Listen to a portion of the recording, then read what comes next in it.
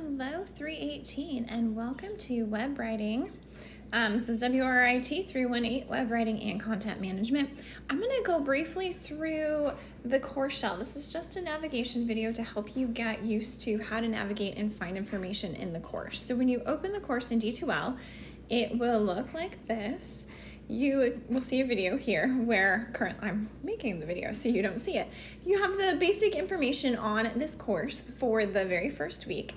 And then over here on the left, what you're gonna do is use these links under Content Browser to help you navigate all of the different pieces of the course for this class. So you will start with Module 0, and then when you go to the top, you'll see that it's the course orientation and overview, and that will pull you in.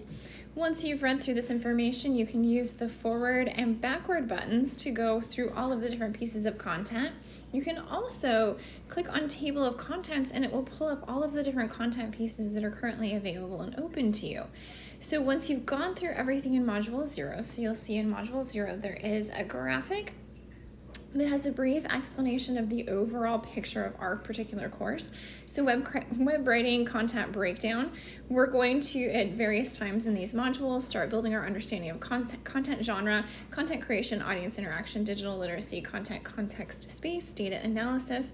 These are all the major parts of understanding content and web writing within content, and we're going to use a rhetorical framework to help us with that. That's all in the course textbook, so I'll get there in a second. So you can navigate through, again, we're in Module 0, the course orientation and overview, so you have a basic information on the foundations of this course. The course welcome, which is further information about the course. Instructor information, background information on me, just to help. The course syllabus with an overview of the assignments, the points, the breakdown of the learning outcomes. The course schedule has a breakdown of the course schedule. You're welcome to print either of these, but I will tell you that every single week I post a weekly announcement, and every single week in D2L has a weekly overview that lists out exactly what's due that particular week. After this, these first 2 weeks, the weekly announcements will also start to help you include information on what are the steps in your writing process, what steps need to happen for you to be successful. So the course syllabus and course schedule printing are completely up to you. They don't have to be printed. There are multiple places where you're going to find that exact same information. My office hours for the fall are listed here, and I just want to give you a heads up that I can open up Zoom whenever you need me to during my office hours. You just need to let me know, because sometimes I do, a lot of times I have students come face-to-face to office hours. But these office hours are for you, even though you're an online student. It's not an even though you're an online student. You are one of my students, and I want you to feel like a valued student in my life. So just reach out to me if you need anything, and I will help in any way that I can, including meeting with you outside the office hours if that's what's necessary. And then there's communication expectations, course technology requirements, university policies, and university supports. This is the basic overview and structure of this particular course. If you have any questions about this basic background information, please let me know. Then you can navigate to Module 1. So if I'm up here, I can go to Module 1 over here on the left, and it'll pull up Module 1. And this is what I want you to do every single time. So I'm going to start from the beginning because I really want you to get a feel for the navigation. You'll come into the course, you'll see the announcement, you'll see all the information you need from the announcement, and then under the course content, you'll just click on the module that we're working on for that particular week, and it will navigate you there. So Module 1 is this very first week of the class. Our goal is to build a Tumblr account because that's what we'll be using.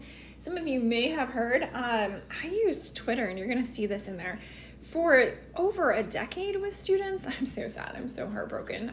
It's just gotten to the point, and even, I'm making this video right before the fall semester starts, and there was some information that just came out over this weekend, which really reinforced my change away from Twitter. Elon Musk is making it so that you can't block accounts now, and I refuse to put you into a situation where you will not be safe, and Twitter is no longer a safe place, and that breaks my heart because I used it for so long and I loved it for so long, and it's not the decision I wanted to have to make this August, but that's okay. So we're going to use Tumblr because Tumblr has a lot of, I know that Tumblr is known for fandoms.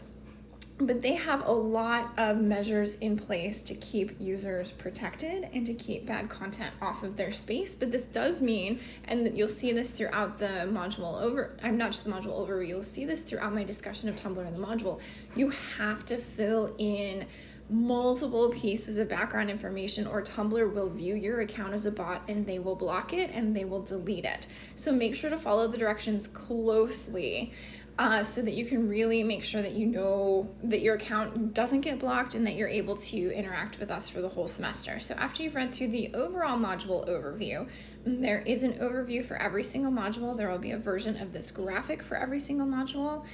Then you can see the folder. So you'll read, and this is really important, the All About Tumblr overview, and then you'll read the Creating Your Tumblr Account information. There's the Reflection and Tumblr Guide. There's an overview of the Social Media Reflection assignment, and you can see I labeled it Assignment, and then the Deliverable folder is where you will upload it. You will not see the Deliverable folder until you've gone through all of these pieces because I need you to be thoughtful before you create your Tumblr account. So make sure you go through those pieces before you create your account.